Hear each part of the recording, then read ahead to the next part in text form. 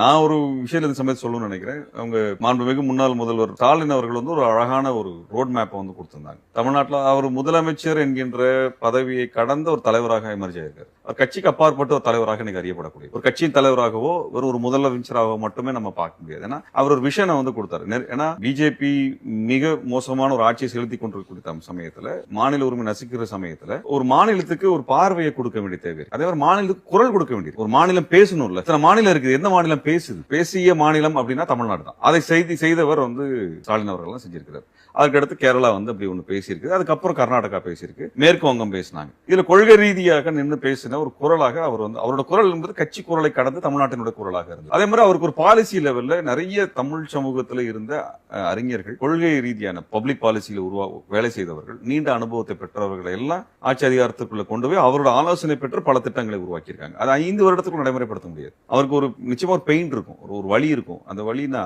நீங்க ஒரு திட்டத்தை வடிவமைச்சிட்டீங்க, அது வந்து முழுமை பெறுவதற்கு ஒரு 10 ஆண்டுகள் ஆகும். ஆனா 5 ஆண்டுகளுக்குள்ளாக நீங்க அதுல இருந்து வெளியே வர்றப்போ வந்து உங்களுக்கு ஒரு வேலை பாதி வேலை முடிஞ்ச மாதிரி இருக்கும். அவருடைய அறிக்கைகள் அந்த உணர்வை நான் பாக்குறேன். நல்ல வேலையை திட்டமிட்டு பாதி வேலையில் நம்ம வெளியே வர்றோமே அப்படிங்கிற ஒரு வழி அவருக்கு இருக்கு. அதை வந்து நீங்க மீட் பண்ணுவாங்களா, மீட் பண்ண முடியுமா அப்படிங்கறதா பெரிய சேலஞ்ச். டிபிகேக்கு அது பெரிய சேலஞ்ச். ஏன்னா தமிழ்நாட்டோட மிகச்சிறந்த அறிஞர்கள் யார் கூட இருக்கிறாங்க? ஸ்டாலின் அவரோட இருக்காங்க. நீங்க ஒண்ணும் இல்ல, தொல்லியல் அப்படிங்கிறது வந்து நீங்க வெகு மக்களோட நெருக்கமான அளவுக்கு கொண்டு போனது. நீங்க கீழடியோ பொருளையோ கொண்டு வந்து அவங்க தான் கொண்டு வரும். அதே போல பெண்கள் அப்படிங்கிறது பொருளாதார ரீதியில் எவ்வளவு முக்கியமானவங்கிறது ஆய்வு பண்ணி அதற்கான ஒரு வேலை திட்டத்தை அவங்க உருவாக்கி கொடுக்கும். லைப்ரரிஸ் இன்னைக்கு வந்து எல்லாமே வாட்ஸ்அப்ல படிக்கக்கூடிய இடத்துல லைப்ரரிஸ் சிஸ்டத்தை கிரியேட் பண்ணி அதை மறுபடியும் புத்துணர்வு பண்றதுக்கு, லைப்ரரி போய் உட்காந்து படிக்க முடியாதவே இல்லை. ஒரு 5 வருஷத்துக்கு முன்னாடி லைப்ரரி படிக்கக்கூடியதாவே இல்லை.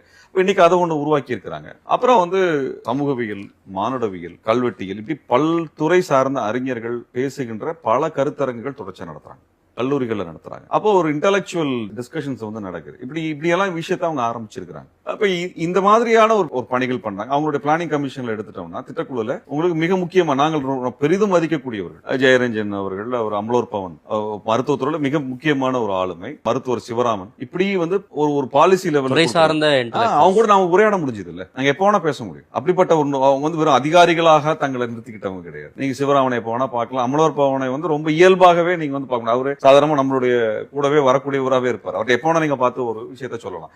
இவர்கள் எல்லாம் வந்து ஏழை எளிய மக்களுக்கு ஏதாவது பிரச்சனை வந்த பொழுது நேரம் இவங்க கிட்ட சொல்ல முடிஞ்சது. அது நடைமுறையாச்சு, பல சமயங்களில் நடந்தது. அதுல சில அமைச்சர்கள், முக்கியமா வந்து நம்ம எம்எல்ஏக்களை பார்த்தா டாக்டர் எழிலன், இவங்க கிட்ட எல்லாம் நாங்க வந்து நிறைய சப்போர்ட் சிஸ்டம் கேட்டிருக்கோம். ரொம்ப கஷ்டப்படுறவங்களுக்கான மருத்துவ பிரச்சனை வந்து அவரே நின்று அந்த வேலையில பார்த்து கொடுத்து ஒரு அருமையான ஒரு சட்டமன்ற உறுப்பினர் இருந்திருக்காரு. நான் ஒரு தொகுதியில தான் நாங்க இருந்திருக்கிறோம். அங்க மிக பழமையான, ரொம்ப காலமா இருக்கக்கூடிய, பழமைன்றதை விட பழைய ப்ராஃபிட் சென்டரான டாஸ்மாக் அவர் தான் எடுத்திருக்காரு. அந்த தொகுதிக்குள்ள கிட்ட டாஸ்மாக் இது பண்ணாது. அப்புறம் இந்த வீடுகளை இடிச்சு வழி மக்கள் கொண்டு போய் போடுறது இருக்கு இல்லையா, அது அவர் தொகுதியில் நடக்கல. அவர் நின்று சண்டை போட்டு ஆல்டர்னேட்டிவான ப்ராசஸ் கொண்டு வந்தார். நம்ம தமிழ்நாட்டில் எந்த கட்சி வந்தாலுங்க ஒரு நல்லது நடக்கணும்னு நாங்க விரும்புறோம்.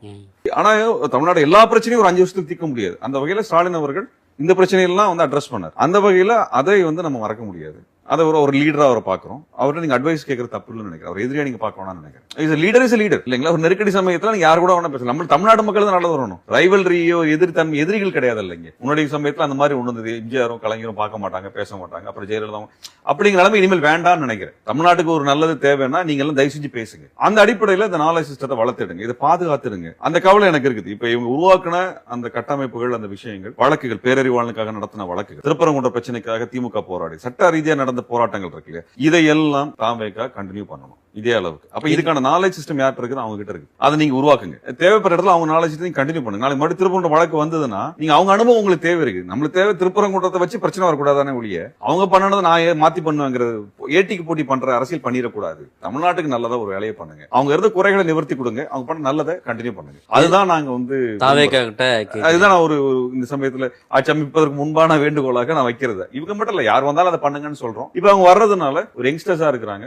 ஓப்பனா எங்களால பேச முடியும் நம்புறோம். அப்படி தேவைப்பட்டா நம்ம அதுக்கு நாங்க மே 14 இயக்கமா நாங்க என்னெல்லாம் பங்களிக்க முடியுமோ நாங்க அளிப்போம். உங்களுடைய சப்போர்ட்டையும் கொடுப்போம். அப்படின்னு சப்போர்ட்னா நாங்க எம்எல்ஏக்கள் இல்ல, நாங்க வெளியிலிருந்து கருத்துக்கள் ரீதியாக என்ன செய்யணும், கள ரீதியாக என்ன செய்யணும், எதையெல்லாம் நீங்க மாற்றங்கள் கொண்டு வரலாங்கிறது நிச்சயமா தமிழ்நாட்டு நலன் சார்ந்து நாங்க என்ன பண்ணணும். இலக்கியத்தால் ஒன்றுபட்டு உன்னை போன்ற மக்களே வரலாற்றை படைப்பார்கள்.